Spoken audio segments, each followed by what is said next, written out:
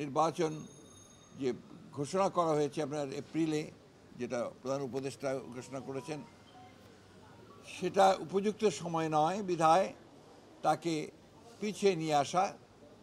এবং সেই ক্ষেত্রে আমরা অত্যন্ত আনন্দের সঙ্গে, গোটা জাতি আনন্দের সঙ্গে লক্ষ্য করলো যে আপনার এইটাতে প্রধান উপদেষ্টা সম্মত হয়েছেন এবং তারা ফেব্রুয়ারির মাঝামাঝি সময়ে নির্বাচনের সময়সীমা নির্ধারণ করেছেন। স্বজন সিপিবিসি পাইপ, বাংলাদেশের 1 নম্বর এনএসএফ সার্টিফাইড সিপিবিসি ব্র্যান্ড। আমাদের দুই নেতার বৈঠকটি ছিল অত্যন্ত সৌহার্দ্যপূর্ণ এবং অত্যন্ত একটা সুন্দর পরিবেশে বৈঠকটি অনুষ্ঠিত হয়। এবং যে বিষয়গুলো আলোচনা হয়েছে তার মধ্যে প্রধান ছিল যে নির্বাচন ইস্যু। সেই নির্বাচন ইস্যুতে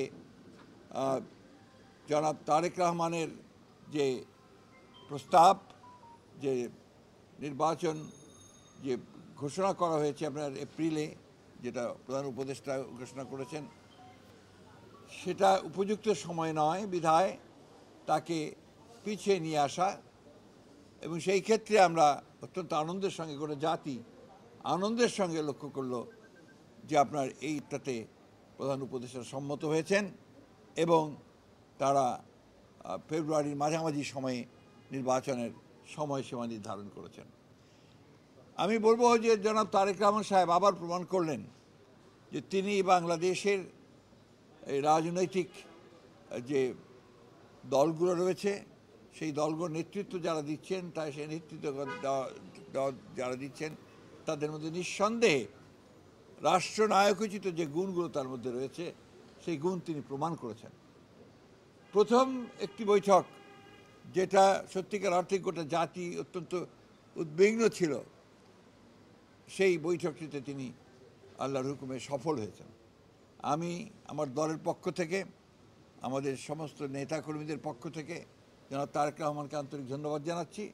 সেই সঙ্গে আন্তরিক কৃতজ্ঞতা জানাচ্ছি প্রধান উপদেষ্টা প্রফেসর ডক্টর মোহাম্মদ ইউনূসকে, যে তিনি অত্যন্ত বিচক্ষণতার সঙ্গে এই সভাটিতে জনাব তারেক রহমানকে আমন্ত্রণ জানিয়ে একটা যে স্টেলমেট ছিল, একটা যে আপনার সব কিছু অনিশ্চিত অবস্থায় চলে গিয়েছিল, সেই অবস্থাটাকে কাটিয়ে তিনি জাতিকে এই দুই নেতা আবার সামনের দিকে আশা নিয়ে এগিয়ে যাওয়ার স্বপ্ন দেখিয়েছেন।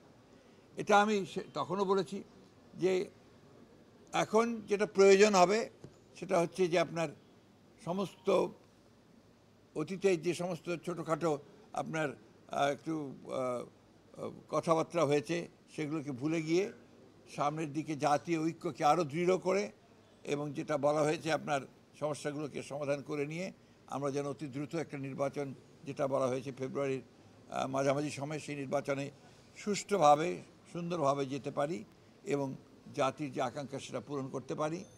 এবং এই 15 বছরের ফ্যাসিস্টদের যে ধ্বংসস্তূপের মধ্যে যে স্ট্রাকচার, যে কাঠামো, সেই কাঠামোকে নতুন করে গণতান্ত্রিক কাঠামোতে আমরা রূপান্তরিত করতে পারি।